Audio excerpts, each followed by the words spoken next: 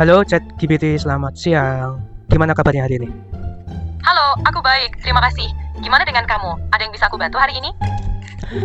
Kabarku baik sih, ya kayak hari-hari biasanya aja. Dan kali ini tuh aku mau bahas terkait sebuah berita atau fenomena ya, yang sebenarnya tuh muncul terus di FYP ku gitu. Dan beberapa teman-temanku juga itu menggarisbawahi adanya fenomena ini gitu.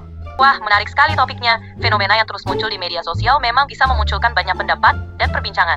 Kalau kamu mau, kita bisa bahas fenomena itu lebih lanjut, atau kamu ingin tahu pendapatku tentang hal tersebut? Nah, jadi fenomenanya tuh terkait penambangan nikel di Raja Ampat. Ya, penambangan nikel di Raja Ampat memang menjadi topik yang cukup hangat. Ada banyak aspek yang perlu dipertimbangkan, seperti dampak lingkungan, ekonomi, dan sosial bagi masyarakat sekitar. Menurut kamu, aspek mana yang paling penting untuk diperhatikan dalam diskusi ini? Nah, sebenarnya kan aku sebagai masyarakat sipil dan aku nggak terlalu tahu ya terkait tambang seperti itu. Jadi aku ngelihatnya ya itu hal yang salah gitu. Aku mengerti perasaan kamu. Sebagai masyarakat biasa, sangat wajar untuk khawatir tentang dampak lingkungan dan sosial dari aktivitas seperti penambangan. Banyak orang merasa penting untuk menjaga kelestarian lingkungan dan hak-hak masyarakat setempat. Diskusi mengenai keseimbangan antara kebutuhan ekonomi dan perlindungan lingkungan memang sangat penting.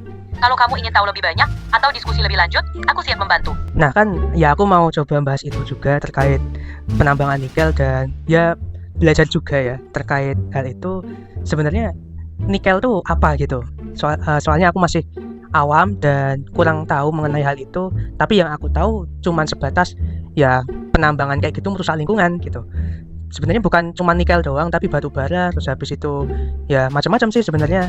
Apapun yang ditambang secara berlebihan ya merusak lingkungan. Betul sekali. Penambangan sumber daya alam seperti nikel, batu bara, dan lainnya memang bisa berdampak besar pada lingkungan jika dilakukan secara berlebihan atau tanpa perencanaan yang baik.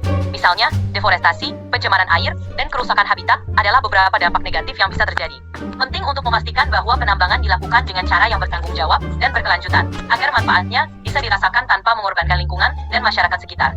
Jika kamu tertarik, kita bisa diskusi lebih lanjut tentang cara-cara untuk mendukung penambangan yang berkelanjutan. Nah, jadi karena itu ya, berita terkait pengkerukan atau penambangan nikel di Raja Ampat itu viral, terus habis itu banyak banget yang bersuara. Ya, aku jadi pengen tahu gitu sebenarnya. Kenapa nikel itu ditambangnya ya bisa dibilang berlebihan gitu loh, sampai ya mempertaruhkan atau mengabaikan aspek lingkungannya gitu. Sebenarnya kenapa demand-nya nikel itu banyak banget dan apakah seberharga itu nikel di zaman sekarang? Pertanyaan kamu tuh dalam banget dan penting banget buat dibahas. Jadi gini, nikel itu sekarang jadi hot item karena dia bahan utama buat bikin baterai kendaraan listrik, terutama baterai jenis lithium nickel. Nah, di era transisi energi bersih kayak sekarang, permintaan kendaraan listrik itu naik tajam banget. Negara-negara besar berlomba nyari nikel buat memenuhi kebutuhan industri mereka. Indonesia, termasuk Papua Barat dan Raja Ampat, punya cadangan nikel yang gede banget. Masalahnya, kadang eksploitasi itu nggak dibarengi dengan perlindungan lingkungan atau menghormati hak masyarakat adat. Dan itu yang bikin banyak pihak protes. Karena ekosistem di Raja Ampat itu kan luar biasa kaya dan unik banget. Nggak ada harga yang bisa gantiin kerusakan hutan hujan tropis atau laut yang rusak. Jadi ini soal prioritas dan keseimbangan. Menurut kamu, gimana seharusnya negara atau perusahaan bersikap soal hal kayak gini? Nah, sebenarnya kan kalau masalah regulasi tambang atau pemerintah harus ngapain gitu, ya aku kurang tahu gitu. Aku nggak menyelami hal ini terlalu dalam. Tapi ya yang aku tahu sekarang nikel dibutuhkan karena demand-nya lagi banyak. Nah, demand itu ya terkait mobil listrik, terkait kebanyakan ya yang udah kamu sampaikan tadi terkait ya mobil listrik, kendaraan listrik yang perlu baterai gitu. Soalnya kedepannya kita bakal banyak pakai baterai karena semuanya basisnya energi listrik yang bisa disimpan gitu. Jadi maunya tuh kedepannya pakai listrik semuanya, jangan pakai ya PLTU, jangan pakai batu bara lagi. Jadi pakai renewable energy gitu. Dan kalau kamu pakai renewable energy juga kan harus ada baterainya toh, dan baterainya butuh nikel gitu sih. Jadi aku taunya sekarang demand-nya lagi tinggi, tapi di satu sisi kamu melihat ada konflik ya antara kebutuhan akan nikel buat energi bersih sama dampak dari cara nambangnya yang bisa nyakitin lingkungan. Bener kan? Nah, memang ini dilema yang banyak dibahas sekarang. Tujuannya mulia, kita pengen lepas dari energi fosil, pindah ke listrik dan energi terbarukan. Tapi bahan-bahan buat mewujudkan itu kayak nikel, lithium, masih harus ditambang. Dan sayangnya, penambangan itu sering ninggalin luka di alam kalau nggak diatur bener. Makanya peran regulasi di sini penting banget. Pemerintah sebenarnya udah punya aturan soal reklamasi tambang, AMDAL, dan lain-lain. Tapi pelaksanaannya di lapangan sering nggak sesuai. entah karena pengawasan kurang, atau karena kepentingan ekonomi lebih didulukan. Nah, menurutmu sendiri, kalau memang kita mau terus pakai nikel buat energi bersih, apa yang harus dikedepankan dulu? Lingkungan, industri, atau ada titik tengah yang bisa diambil? Kalau bahas itu, menurutku nggak akan ada habisnya ya. Tadi kan kamu juga udah bilang, sebenarnya ya pemerintah sendiri udah ada regulasinya gitu terkait penambangan nikel. Ya harus ada, misal habis dikerok, habis ditambang ya harus ada pembenahan setelah itu. Misal hutannya habis dibabat buat nambang, ditanemin pohon lagi gitu. Tapi kadang tuh kalau habis kena tambang, tanahnya jadi nggak subur lagi gitu. Ya sebenarnya balik lagi ke sifat dasar manusia, yaitu greedy sih. Jadi ya susah gitu kalau mau kucing-kucingan terkait ya cari siapa yang salah, siapa yang ini. Ya gimana ya, bingung juga kalau kayak gitu. Udah masuknya udah duit, ya kayaknya semuanya bakal dilakuin deh, walaupun itu ngerusak lingkungan. Iya, aku ngerti banget maksudmu ya. Kalau udah masuk urusan duit, apalagi yang nilainya besar kayak tambang nikel, kadang logika lingkungan bisa kalah sama logika bisnis. Dan kamu bener, aturan itu ada. Tapi kalau pelaksanaannya bolong-bolong, ya sama aja kayak nggak ada.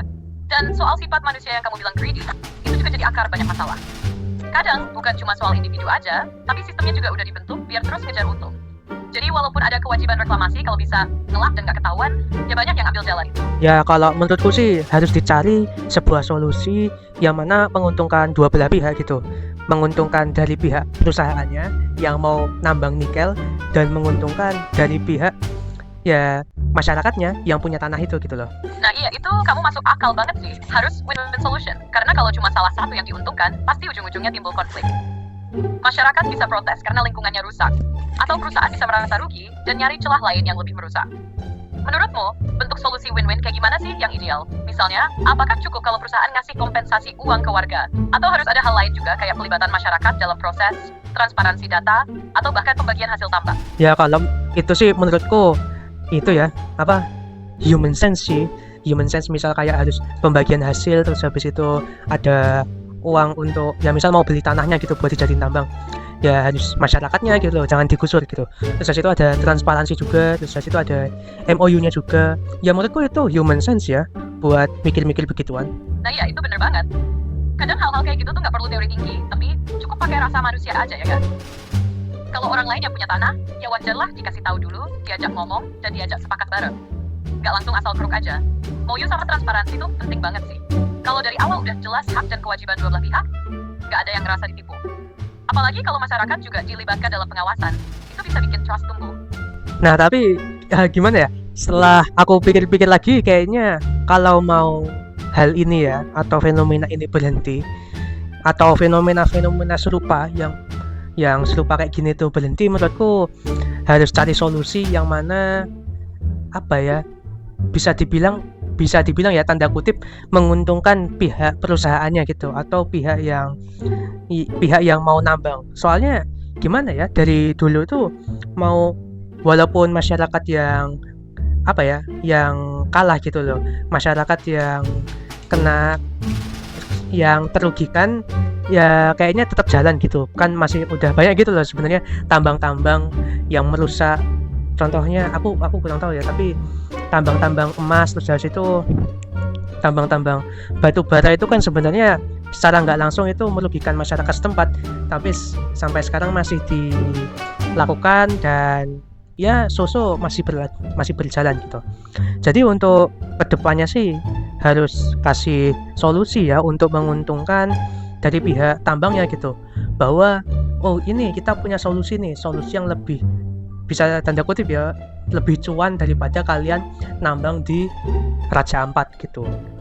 Ya kayaknya gitu sih. Kalau ke masyarakatnya ya tetap kalah juga gitu. Dari dulu masyarakatnya tetap tersisihkan, tetap kalah sama yang punya duit dan lain sebagainya. Jadi menurutku kita harus bikin solusi yang mana bisa ditawarkan ke pihak yang mau nambang nikel, bahwa ini loh ada solusi yang lebih cuan, ada solusi yang lebih mantap ketimbang nambang nikel. Gitu sih. Nah, kamu masukin poin yang dalam banget barusan, dan aku sepakat. Realita lapangannya tuh memang gitu. Idealisme kadang tumbang karena yang dipegang itu duit, bukan nilai. Dan kalau kita pengen perubahan, ya memang harus mikir strategi yang bisa bikin pihak yang punya kuasa itu juga tertarik buat milih jalur yang lebih baik. Solusi lebih cuan daripada nambang di Raja Ampat itu kunci banget. Misalnya, bisa ditawarin ide kayak investasi ekowisata berkelanjutan, energi terbarukan lokal, atau program konservasi yang sekaligus jadi sumber pemasukan. Tapi harus jelas, berapa duitnya, gimana jalannya, siapa aja yang diuntungkan, dan seberapa cepat balik modalnya. Karena ya, kalau nggak lebih menarik dari Nickel, ya nggak akan dilirik juga. Kamu kepikiran ide konkret belum sih? Kira-kira solusi pengganti tambang yang realistis dan bisa bersaing secara ekonomi? Kamu tadi nyaranin suatu hal yang bagus gitu. Kan ini kan isunya kan kita tentang penambangan nikel di Raja Ampat ya. Dan kita tahu bahwa Raja Ampat ini punya ya nilai plus bahkan di mata dunia ya terkait keindahan yang ditawarkan gitu. Nah, jadi bisa aja kita kasih penawaran ke pihak perusahaan bahwa bro, gini, kalian ini mau ngeruk tambang yang mana ini sumber destinasi wisata yang mendunia gitu. Nah, jadi ya bisa aja kita rayu para perusahaan itu agar kalian daripada daripada nambang nikel di Raja Ampat, mending kalian investasi ekowisata di Raja Ampat. Tapi ya tentu aja returnnya itu harus lebih tinggi ketimbang nambang nikel. Dan menurutku untuk menyaingi return dari pertambangan nikel butuh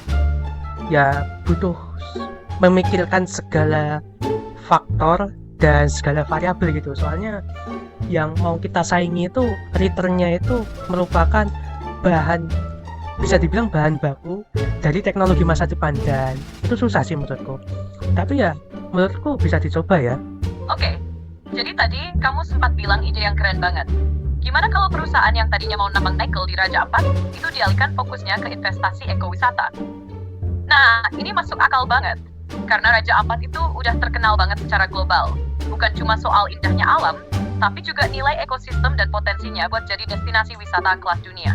Jadi kita bilang, daripada kalian nambang dan dapat uang dari nikel yang bisa habis dan punya dampak lingkungan, kenapa nggak bangun bisnis pariwisata yang berkelanjutan dan bisa kasih keuntungan terus-menerus? Tantangannya emang besar.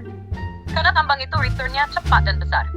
Sementara ekowisata butuh waktu, bangunan fasilitas, pelatihan masyarakat lokal, dan promosi. Tapi kalau bisa dikemas dan dijual sebagai paket investasi jangka panjang yang aman dan punya reputasi global, itu bisa jadi opsi menarik. Nah, intinya, kita butuh bikin narasi dan model bisnis yang bisa bersaing secara logika cuan dengan nambang nikel, tapi tetap jaga lingkungan dan hak masyarakat.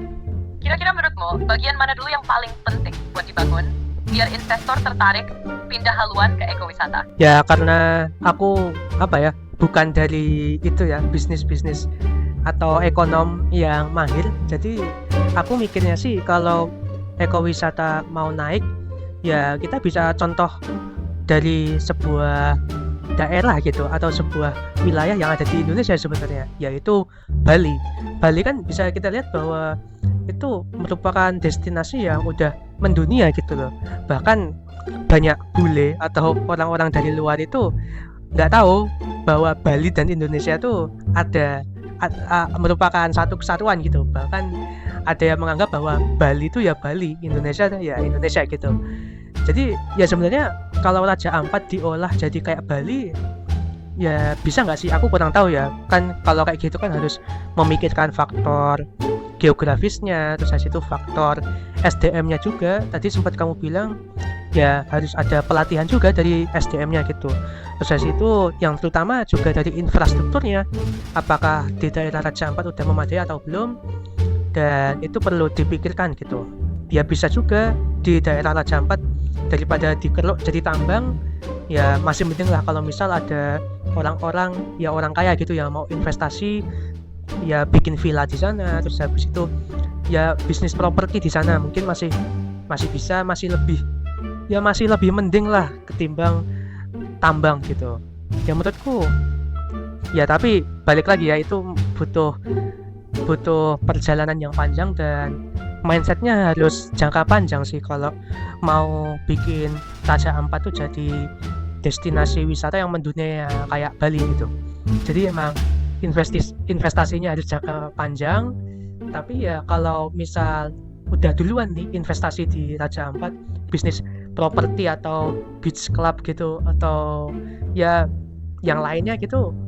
Kalau duluan bisa tanda kutip duluan main di sana, returnnya kedepannya pasti bakal bakal menjanjikan sih. Iya, kamu masukin poin yang sangat relevan dan realistis banget. Bali itu contoh nyata gimana satu wilayah bisa jadi mesin ekonomi berbasis wisata, bahkan jadi brand global. Dan emang betul banget, ada orang luar yang mikir Bali itu bukan bagian dari Indonesia karena saking terkenalnya. Nah, kalau Raja Ampat bisa diangkat dengan pendekatan serupa, peluangnya besar banget. Secara visual dan biodiversitas, bahkan ada yang bilang Raja Ampat itu lebih indah dari Bali. Cuma memang infrastrukturnya belum sekuat Bali. Dan branding internasionalnya belum seintens itu. Tapi justru itu bisa jadi potensi. Tempatnya masih alami, belum crowded, masih bisa didesain dari awal dengan prinsip ekowisata yang rapi dan berkelanjutan. Dan kamu juga benar soal SDM dan mindset jangka panjang. Gak bisa tiba-tiba jadi, perlu pelatihan, perlu kerjasama lintas sektor, pemerintah, swasta, masyarakat, dan tentu investor. Kalau ada investor yang bisa main duluan di situ, misalnya bikin villa ramah lingkungan, beach club eksklusif, atau pengalaman wisata berbasis lokal, itu bisa jadi pemantik ekonomi baru di sana. Kalau kita coba pikir lebih lanjut nih, menurutmu aktor atau pihak mana yang paling punya peran awal buat dorong Raja Ampat ke arah itu?